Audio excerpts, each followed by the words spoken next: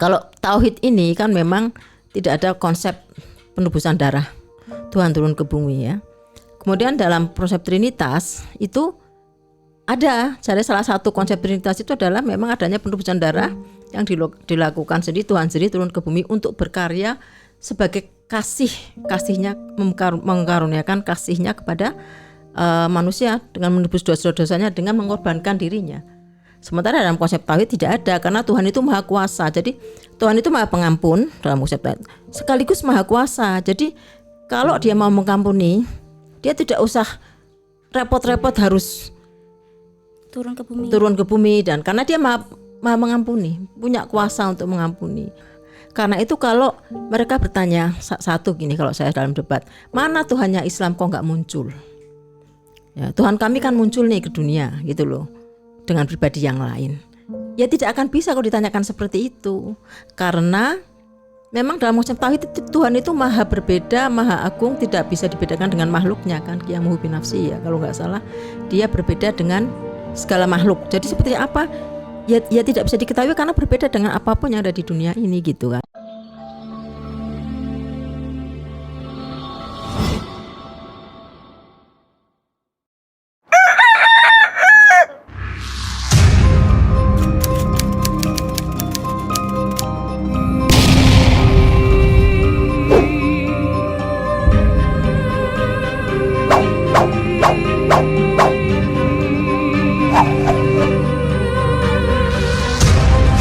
Dan berdiri benteng yang sederhana kecil, benteng Islam, untuk menjadi mata rantai dari benteng-benteng lainnya. Kita akan bangun masjid di tanah ini. Dan kita jadikan masjid dan pusat dakwah peradaban Islamiyah.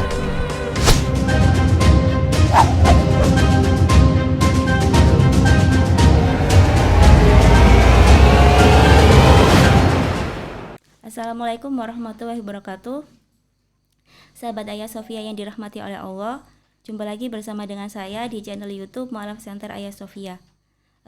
Tema dialog kita pada kali ini adalah tentang hukum pengorbanan dalam perspektif 3 agama besar, yakni agama Yahudi, agama Kristen, dan agama Islam.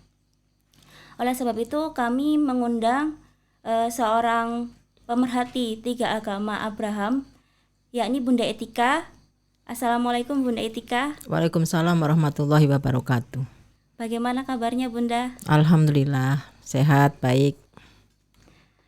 Betah kan ditinggal di Malang? Betah? Suasana baru ya? Ya. Beda dari Jakarta. Oke Bunda, saya langsung aja akan bertanya mengenai topik kita pada kali ini. Jadi di dunia ini kan ada 3 agama besar, yakni Yahudi, Kristen, dan Islam. Seharusnya kan ajaran agama 3 agama ini tidak jauh beda karena bersumber pada agamanya Bapak Abraham atau Nabi Ibrahim, begitu kan Bunda ya. Tapi nyatanya berbeda. Kalau di Yahudi dan Islam sendiri itu bahkan menolak atau tidak ada yang namanya dogma atau konsep Tuhan turun ke bumi kemudian melakukan pengorbanan darah untuk menebus dosanya manusia, seperti itu Bunda. Nah, untuk tanggapan Bunda sendiri bagaimana? Oke, berarti ini bertanya tentang tauhid dan trinitas ya. Karena pada dasarnya Islam dan Yahudi itu sama penganut tauhid, kemudian ajaran Kristen ini penganut trinitas ya. Jadi masing-masing saya coba memaparkan dari perspektif masing-masing. Ya. Artinya gini, kalau kita mau belajar sesuatu, memang kita harus ke pakarnya. Jadi kita kalau mau belajar agama Yudaisme ya ke pakarnya yang memang paham, punya ilmu di Yudaisme. Ke Kristen juga tanya ke pendeta. Kalau belajar Islam juga sumbernya Islam. Jadi supaya kita mendapatkan gambaran yang lebih jelas ya. Kemudian mengenai kenapa dalam agama Yahudi dan Islam tidak ada konsep Tuhan turun ke dunia untuk menebus dosa manusia, sedangkan dalam agama Kristen adalah Trinitas ya. Ini memang sering jadi wacana debat ya. Saya ini kan juga udah lama debat, cuma sekarang sudah jarang. Banyak sekali debat terutama Islam dan Kristen ini selalu mendebat antara Trinitas dan tauhid ya kan. Jadi kalau dalam wacana tauhid kan memang agama yang bersumber pada di mana keselamatan manusia itu tergantung dari free will dia, maksudnya kebaikan yang dia buat dan Amal ibadah. ya kesehatan yang dibuat ya. Jadi free will bagaimana dia mau melakukan, tetapi dengan pedoman kitab suci yang diberikan. Dalam agama Kristen mungkin agak berbeda karena di sini ada Trinitas ya. Trinitas itu artinya dalam konsep Trinitas ini memang Tuhan menjadi manusia ya. Melalui Yesus dia mengorbankan darahnya untuk menghapus dosa manusia. Jadi kalau kita mau mengatakan debat ini yang benar yang tidak, ini tidak akan ketemu karena masing-masing punya konsep yang berbeda ya. Jadi dalam konsep Trinitas itu berdasarkan debat yang sekian lama saya lakukan. Jadi kalau teman-teman mengatakan begini, teman-teman Kristiani, kita ini manusia kan sudah penuh dosa ya. Manusia itu berdosa, pada dasarnya berdosa. Dia butuh ampunan. Jadi butuh Tuhan untuk mengampuni, untuk mengorbankan dirinya untuk menghapus dosa ya. Ibaratnya begini kalau mereka mengatakan ini meja kotor ya kan, harus dilap. Lapnya harus lap yang bersih gitu ya kan, bukan lap yang kotor. Lap yang bersih itu adalah Yesus itu karena dia tidak punya dosa. Nah dialah yang diutus dia sendiri ya, artinya Tuhan, bagian dari Tuhan ya, artinya satu hakikat tiga pribadi ya, pribadi yang turun ke dunia kemudian menghapus dosa manusia. Ini perbedaan antaranya tauhid dan trinitas. Jadi kalau dikatakan trinitas tauhid juga tidak bisa. Artinya kalau dalam konsep tauhid itu tidak ada konsep Tuhan turun ke dunia, karena dalam konsep tauhid itu Tuhan itu sudah di singgasananya, sudah maha agung, maha tinggi. Dia hanya menurunkan utusan. Jadi kalau seorang presiden itu dia utusannya yang disuruh ke bumi, ya kan, ajudannya. Kalau dalam konsep trinitas kan presidennya turun sendiri menjadi pribadi yang lain kan gitu.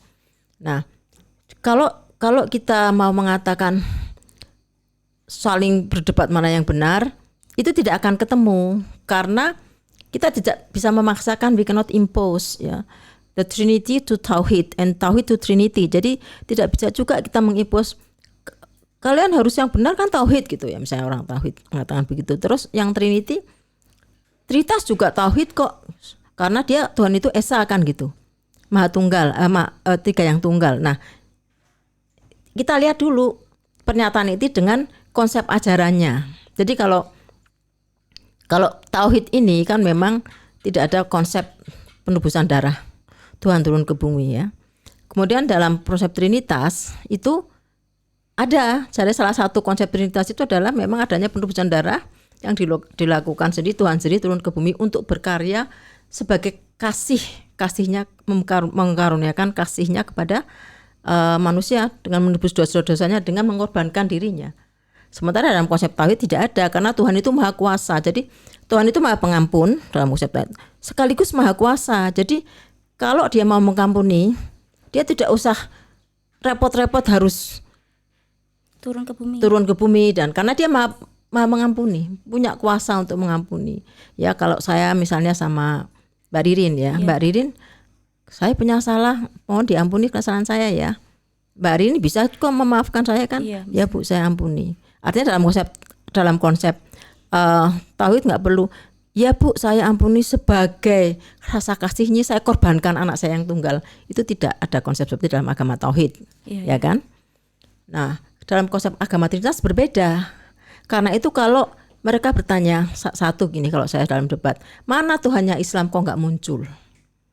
Ya, Tuhan kami kan muncul nih ke dunia gitu loh, dengan pribadi yang lain. Ya tidak akan bisa kalau ditanyakan seperti itu, karena memang dalam konsep tauhid Tuhan itu maha berbeda, maha agung, tidak bisa dibedakan dengan makhluknya kan, qiyamuhu binafsi ya kalau nggak salah, dia berbeda dengan segala makhluk. Jadi seperti apa? Ya tidak bisa diketahui karena berbeda dengan apapun yang ada di dunia ini gitu kan. Sama dengan sementara dalam konsep Trinitas tidak begitu. Tuhan itu turun untuk menebus tanpa penebusan dosa dari Tuhan ini, dari Yesus ini, orang tidak akan selamat gitu. Ya, jadi keselamatan itu adalah pada Yesus, bahwa dia rela mengorbankan dirinya dengan darahnya untuk menebus dosa manusia. Kira-kira seperti itu. Inti konsep Trinitas. Karena itu kalau dipaksakan sama tidak akan sama. Yang satu tauhid Maha Tunggal, yang satu tiga yang tunggal, kan sudah berbeda kan? Iya. Maha Tunggal dengan tiga yang tunggal jelas tidak sama. Ya kan? Belum lagi dalam konsep ajarannya, dasar keimanannya itu juga sudah berbeda. Jadi kalau dipaksa-paksa tauhid Trinitas adalah tauhid atau sebaliknya, ya nggak masuk gitu. We cannot impose ya tauhid to Trinity and Trinity to tauhid. Ya kan, jadi inilah yang membedakan bahwa tauhid dengan Trinitas itu berbeda. Jadi dalam konsep tauhid ini gini, manusia punya kuasa, manusia punya kemampuan untuk selamat dengan amal ibadahnya, ya kan? Selama dia berbuat baik kan dia digaransi untuk masuk surga, ya kan? Artinya dengan minta rahmat Allah, tentunya Allah memberikan rahmat tentu kepada siapa yang memang mereka yang memang baik minallah dan minanas, baik kepada Tuhan dan kepada manusia kan. Kita kan memang minallah dan minanas. Ya. Kalau dalam konsep Trinitas, manusia soal tidak berdaya. Ya, harus Tuhan yang turun ke bumi gitu loh untuk menyelamatkan dosa manusia. Jadi Tuhan ini punya peran penting untuk turun, untuk memberikan kasihnya dengan mengorban darahnya. Karena dalam konsep tauhid tidak, rahmat Allah itu besar, tapi tidak seperti itu, tidak dengan, karena memang konsep tauhid kan memang Tuhan tidak akan menjadi apapun. Kan dia Maha Tunggal, jadi tidak menjadi pribadi apapun kan gitu ya. Nah, itu perbedaan antara tauhid dan Trinitas. Jadi beberapa debater yang saya lihat mengatakan Trinitas juga tauhid, ada beberapa yang mengatakan begitu. Ataupun kalau yang tauhid Trinitas itu jarang, tapi yang jelas begini, tauhid itu berbeda dengan Trinitas, Trinitas berbeda dengan tauhid. Dari mana? Dari konsep ajarannya kan sudah jelas, konsep keimanan, dasar keimanannya kan sudah kita ketahui dari situ ya. Kira-kira begitu Mbak. Sementara Yahudaisme dan Islam tidak. Iya. Ya. Dari mana saya tahu? Saya kan sudah lama belajar. Iya. Berkumpul dengan teman Judaisme juga kan. Jadi saya ngerti mereka seperti apa. Kalau misalnya gini Bunda, untuk ayatnya atau dalilnya sendiri dalam kitab Injil mengenai penebusan dosa itu ada atau tidak sih Bunda? Kalau dalam kepercayaan Kristen ini yang saya tahu, kalau saya sering debat itu dasarnya adalah Ibrani 9 ayat 22 ya. Coba saya lihat Ibrani 9 ayat 22 itu, tak cek dulu ya. Dia di Ibrani 9 ayat 22. Ya ini ada nih. Jadi ayatnya berbunyi begini. Dan hampir segala sesuatu disucikan menurut hukum Taurat dengan darah. Ya, hampir segala sesuatu, dan tanpa penumpahan darah tidak ada pengampunan. Ya, tanpa penumpahan darah tidak ada pengampunan. Ini Ibrani 9:22. Ya, jadi dan hampir segala sesuatu disucikan menurut hukum Taurat dengan darah, ya kan? Ya. Dan tanpa penumpahan darah tidak ada pengampunan. Ya, Ibrani 9:22. Nah, mereka biasanya mengatakan bahwa ini merupakan profesi ya, penggenapan dari kitab Imamat 17:11 ya, yang berbunyi, karena nyawa makhluk ada di dalam darahnya, dan aku telah memberikan darah itu kepadamu di atas mezbah untuk mengadakan perdamaian bagi nyawamu, karena darah mengadakan perdamaian dengan perantaraan nyawa. Nah, itu biasanya diambil sebagai penggenapannya, bahwa Ibrani 9:22 ini merupakan penggenapan dari profesi Imamat 17:11. Jadi sebenarnya dalam Taurat itu ada penghapusan dosa gitu, penebusan dengan darah. Dosa. Iya, darah. Begini, korbanot atau penebusan dosa dengan darah dalam Taurat itu berbeda dengan dalam Kristen. Artinya berbeda dengan konsepnya Kristen. Nah, kita akan melihat dari perspektif masing-masing ya.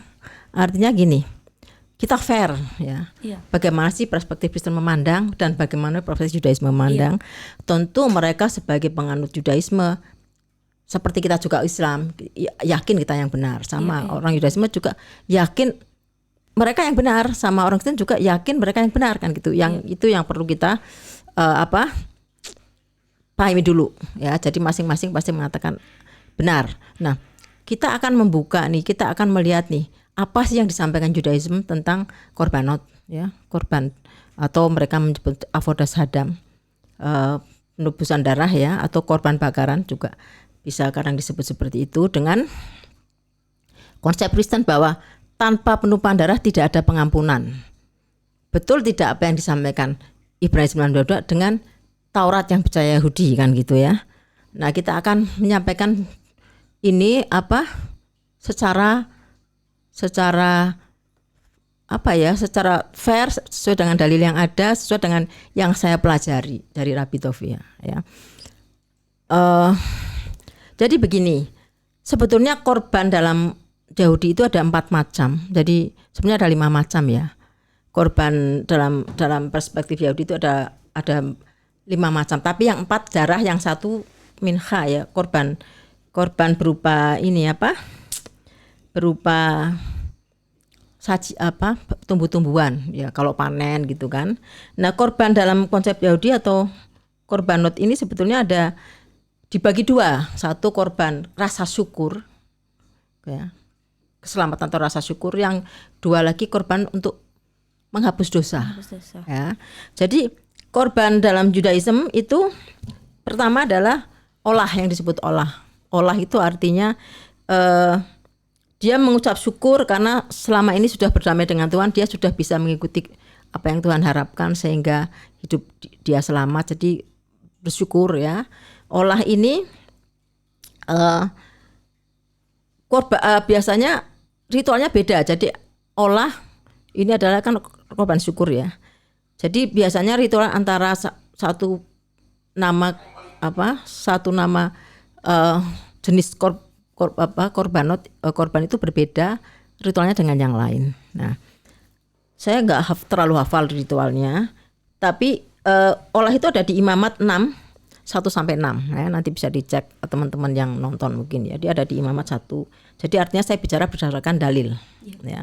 Ada di Imamat 1-6. Kemudian kedua korban hatat. Hatat ini korban penebus dosa ya, penebus dosa. Korban penebus dosa hatat ini adalah misalnya kita pernah melakukan dosa-dosa ini di masa lalu, dosa-dosa kecil gitu ya. Dia mohon ampun dengan mengadakan penebusan ya. Terus yang ketiga asam ini kita pernah berbuat nggak sengaja kesalahan yang tidak disengaja. Ya, itu juga perlu diminta mengorbankan ya. Kemudian yang terakhir itu selamim ya, kalau nggak salah selamim namanya. Selamim itu sama hampir jadi korban syukur juga, pengucapan syukur juga. Selamim itu biasanya kalau mereka baik suci, mereka mengucapkan syukur ya dengan mengadakan korban ya, atau selamim itu ada di Imamat 7-11-34 ya. Kalau yang asam ada di Imamat 7-1-7. Dan di hatat ada di Imamat 6-17-23. Iya. Ya. Itu kira-kira. Nah, terus yang perlu perbedaan di sini adalah begini. Tadi yang ditanyakan apa, Mbak? Apa dalam ini ada ya? Apakah dalam itu ada ya? Dalam Ibrani ada ya? Dalam Taurat ada. Oke. Ajaran tentang penebusan darah. Ya, itu kira-kira seperti itu. Oh ya. Tadi kan kita bicara tentang Ibrani 9:22 ya, yang menurut beberapa teman Kristiani ini merupakan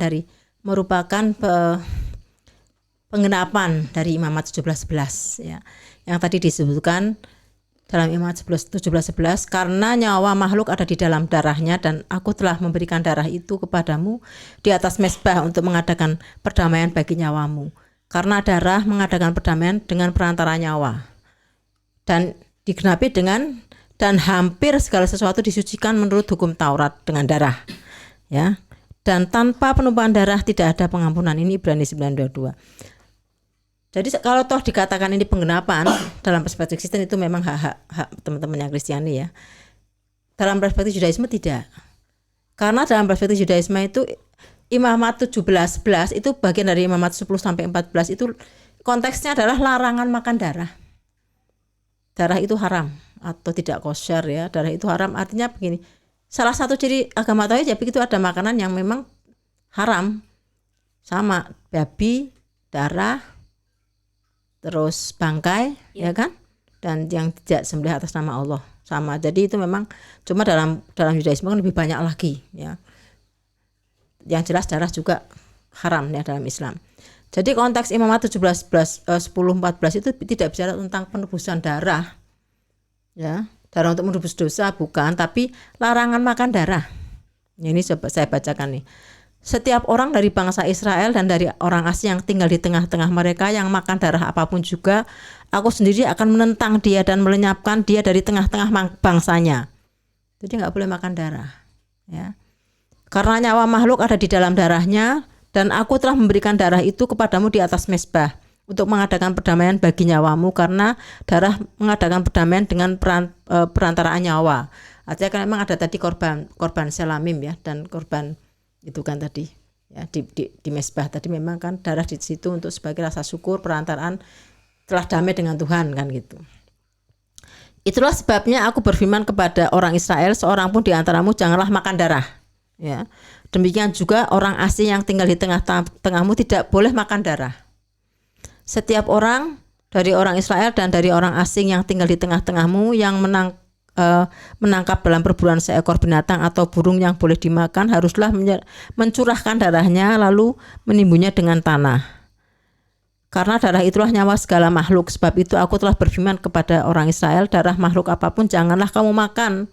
Karena darah itulah nyawa segala makhluk. Setiap orang yang memakannya haruslah dilenyapkan. Ya, artinya orang Yahudi juga tidak mau kalau dianggap Imamat 17:11 ini adalah digenapi di Ibrani 9:22 gitu. Karena memang konteksnya tidak bicara masalah darah untuk menebus dosa, tapi larangan makan darah. Ya, dan ini adalah salah satu juga ciri agama tauhid, memang darah ada makanan yang diharamkan, darah babi ya. Jadi sama. Jadi kalau kita lihat antara Islam dan Yahudi itu kan mirip. Ya. Kalau dalam perspektif Yudaisme dengan Kristen mungkin mengatakan Islam mencontek Yahudi, yaitu hak mereka untuk bicara. Kalau dalam perspektif kami kan kita Islam menyempurnakan kan begitu ya. Jadi itulah perbedaan perspektif. Tapi yang jelas Imamat 17:11 itu tidak bicara tentang darah untuk menebus dosa, tapi larangan makan darah yang itu memang ada dalam ciri agama tauhid tadi ya. Ciri agama tauhid kan tadi tidak ada Tuhan menjadi manusia, ya kan? Tidak ada juga tidak boleh makan darah. Kalau jadi Tuhan itu tidak perlu direpresentasikan dengan apapun. Ya, misalnya dalam Hindu kan ada direpresentasikan dengan Brahma, Wisnu, Siwa, ya kan? Iya. Ada representasinya di situ. Dalam Kristen ada representasinya. Yesus datang. Tapi dalam agama tauhid nggak ada. Kita masuk ke sinagog mana ada representasi Tuhan.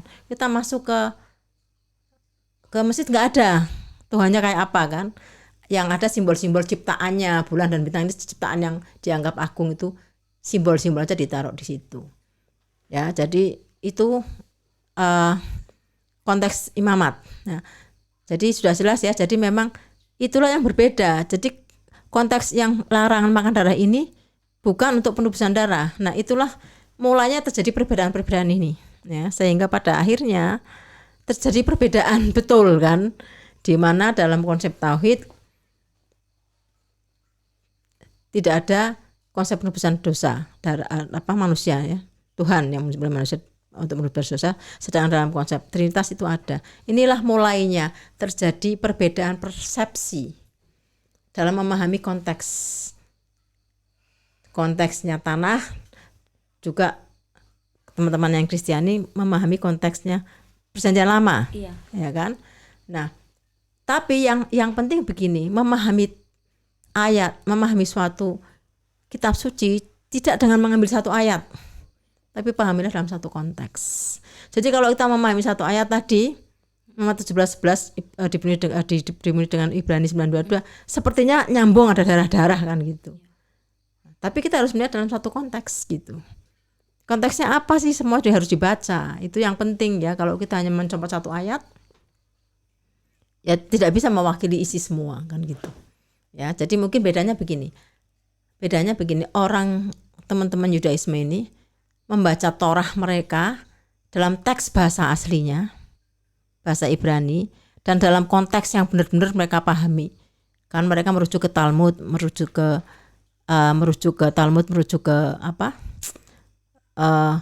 Targum ya misalnya, ke Halakah ya, ke Midrash. Jadi referensi mereka kan ke situ.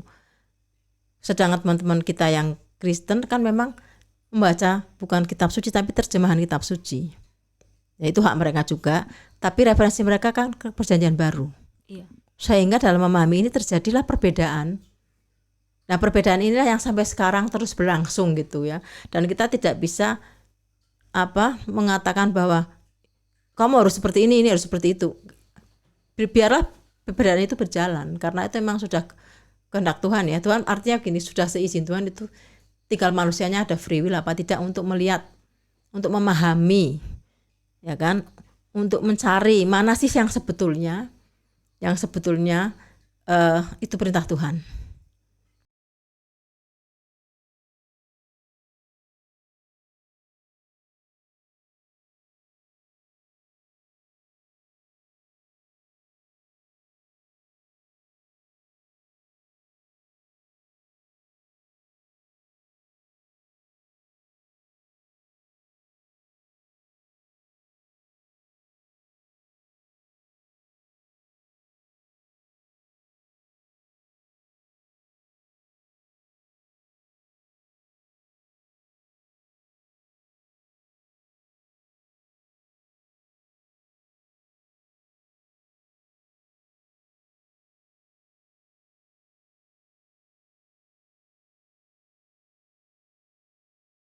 Cara untuk mengorbankan ini ya Bunda, dosa. Lah kalau misalnya itu dosa besar, itu bagaimana Bunda? Sebagaimana yang kita tahu itu ada Nabi Daud, itu beliau melakukan pengorbanan untuk menebus dosa. Sebelumnya gini dulu, saya beritahu dulu, belum selesai mungkin saya tadi ya, Iya. bahwa tadi kan bedanya bahwa korban ini ada dua kategori kan, Iya. keselamatan, syukur, dan penebusan dosa. Iya. Nah, jadi dalam konsep Judaism, korbanot itu tidak hanya untuk menebus dosa gitu, tidak hanya untuk dosa. Dan kalau dia untuk menebus dosa, itu hanya untuk dosa yang tidak disengaja, Iya. dosa kecil. Jadi gini, dalam konsep Judaism ini sebetulnya gini, dosa itu dibagi menjadi 3 ya. Dosa yang kecil ya, dari hate masih dosa yang tidak sengaja dilakukan ya. Kemudian avon itu artinya dosa karena kita nggak bisa mengontrol diri kita untuk melakukan hal yang salah, hilaf ya. Kalau dalam Kristen disebut terjemahannya elai, kalau enggak korban salah. Jadi korban menebusan dosa, korban salah. Dan satunya lagi itu dosa besar ya, durhaka, membangkang pada Tuhan. Itu ada disediakan di dalam 2 Raja-Raja berapa ya, coba saya cek ayatnya. Oh ya, itu ada di Mazmur 106 1, Raja-Raja 8 ayat 47. Jadi ada 3 macam dosa, hate tadi, avon, dan yang terbesar itu tadi durhaka ya. Dalam Alkitab LAI disebutkan dengan perbuatan salah. Yang kalau yang hate itu dengan dia sebenarnya kekeliruan ya, disebabkan dengan dosa. Kalau yang avon dengan hate ya. Yang paling besar adalah pesha, dosa besar itu pesha namanya. Itu durhaka, jadi itu dosa besar. Dari orang Yahudi membagi itu, kalau itu dosa tidak sengaja, dosa kecil yang tidak sengaja, itu dia harus mengorbankan darah. Nah, mengorbankan domba. Nah ini ayatnya nih saya bacakan nih, ada ayatnya sebentar. Ayatnya ada di jadi tadi penebusan dosa dalam konteks Yudaisme itu dosa yang tidak disengaja. Misalnya di Imamat 4:13-14 ya. Saya bacakan.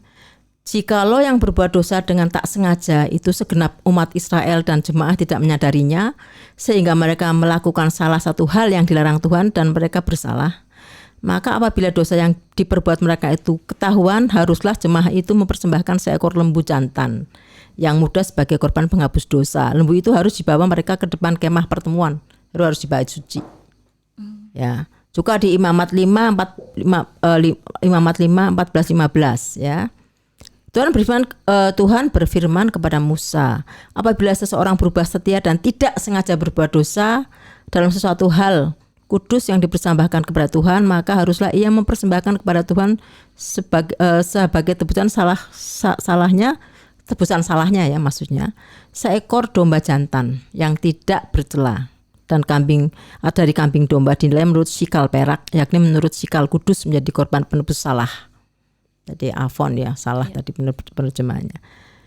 Masih banyak lagi ya, bilangan 24:31 juga begitu. Dan apabila hal itu dibuat di luar pengetahuan umat ini tidak dengan sengaja, maka haruslah segenap umat mengolah seekor lembu jantan muda sebagai korban bakaran. Nah, ini maksudnya begini, dalam konsep Yudaisme memang ada korban darah untuk menebus dosa ada, tetapi untuk dosa yang tidak disengaja, gitu. Ya kan, bukan untuk semua dosa, bukan berdarah-darah semuanya harus berdarah-darah gitu kan. Jadi tidak harus semua dosa harus semua dosa itu harus dibayar dengan darah. Nah, ya, artinya, hanya dosa yang tidak disengaja, ya kan. Nah, terus kemudian ada lagi hal yang mungkin penting ya, yang saya tahu, bahwa orang kan tidak selalu punya ini orang kan tidak selalu punya uang ya. Iya. Tidak selalu punya uang untuk beli apa, Mbak? Beli apa, Bunda? Kambing. Oh iya. Ya kan. Nah, orang itu tidak selalu punya uang untuk beli kambing. Nah, tadi saya cek ya tadi. Tidak selalu uang, maka dia kalau tidak bisa membeli kambing, maka dia boleh menggantinya ya. Dia boleh menggantinya dengan itu ada di Imamat berapa ya? Imamat, kalau enggak salah Imamat 5 ya. Tapi saya cek. Jadi kalau dia memang tidak mampu membeli kambing, dia boleh menggantinya dengan burung tekukur 2 ekor. Nah, kalau dia tetap tidak bisa nggak punya uang untuk beli tekukur ya, dia bisa menggantinya dengan 1,5 tepung eva. 1,5 tepung eva itu kira-kira sama dengan 3 kilogram, kira-kira sekitar itu. Jadi maksudnya gini, tidak harus 3 kilogram apa, Bunda? Tepung terigu. Oh, tepung terigu. Jadi ini kan tadi dosanya nggak sengaja ya, dosa yang tidak sengaja ya. Iya. Di antara dosa tidak sengaja itu disebutkan dalam Imamat 5 kalau nggak salah, ya Imamat 5. Misalnya tidak mau memberi keterangan waktu mendengar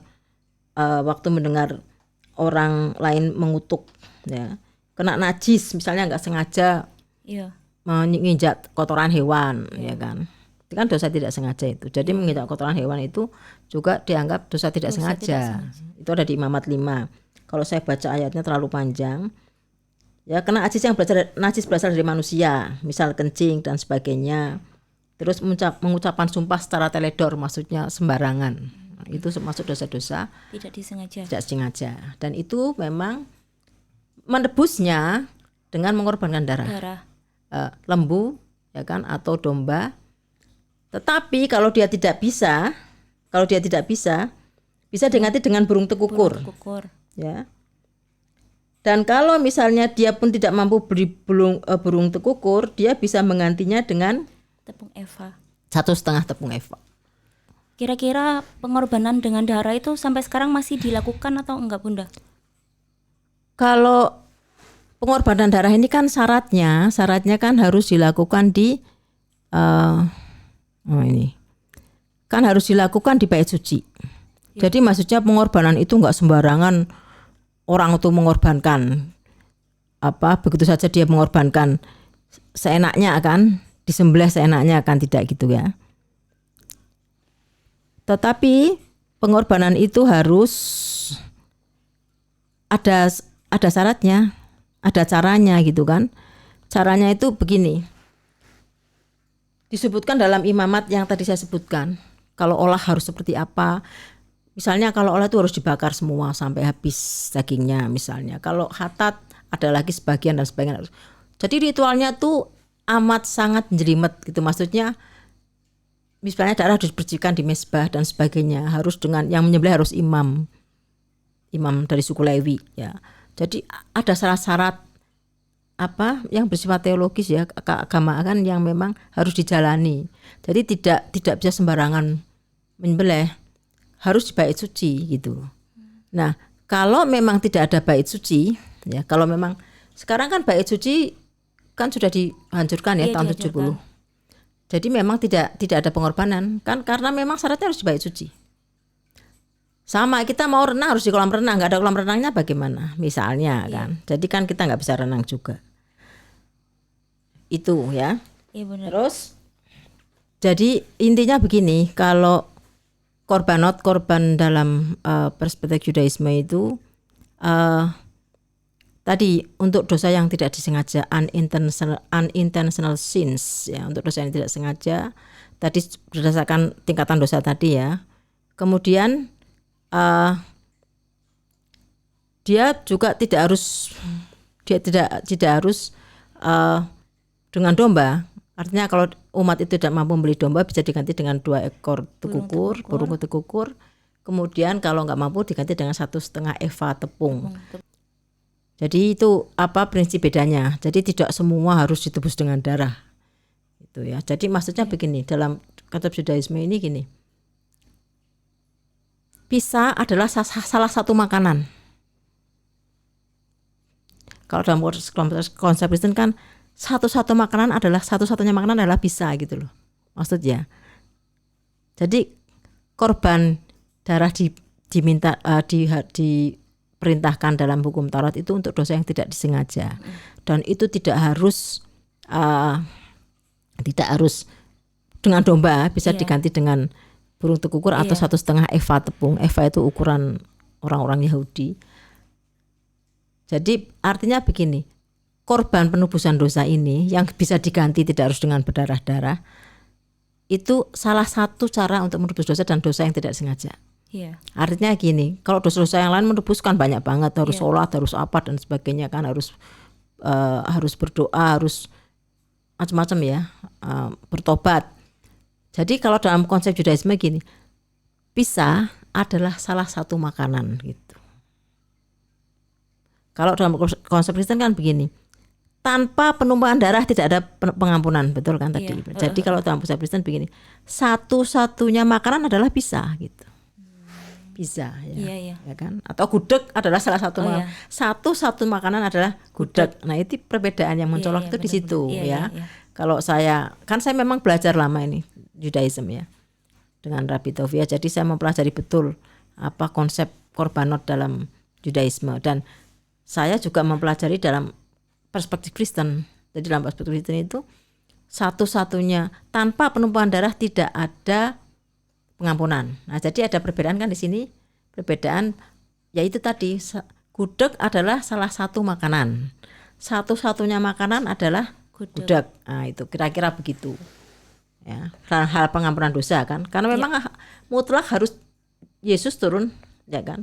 Harus menebus darahnya kan. Nah, itu kan. Tanpa itu kan tidak ada pengampunan, tidak ada pengampunan dosa tanpa pengorbanan darah Yesus. Nah, jadi sudah berbeda. Jadi kalau kalau dikatakan Paulus sesuai dengan hampir semua dalam Taurat, itu Taurat juga, orang Yahudi juga tidak mau.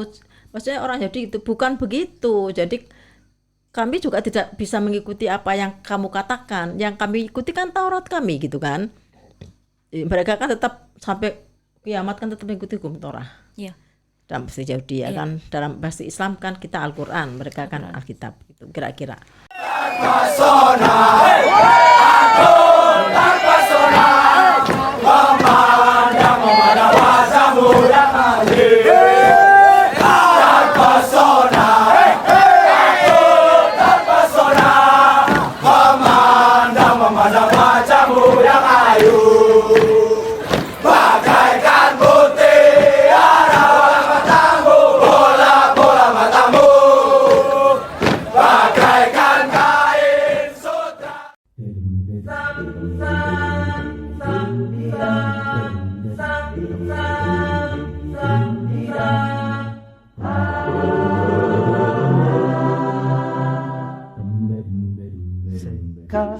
Kayo sukura kara wa sobe no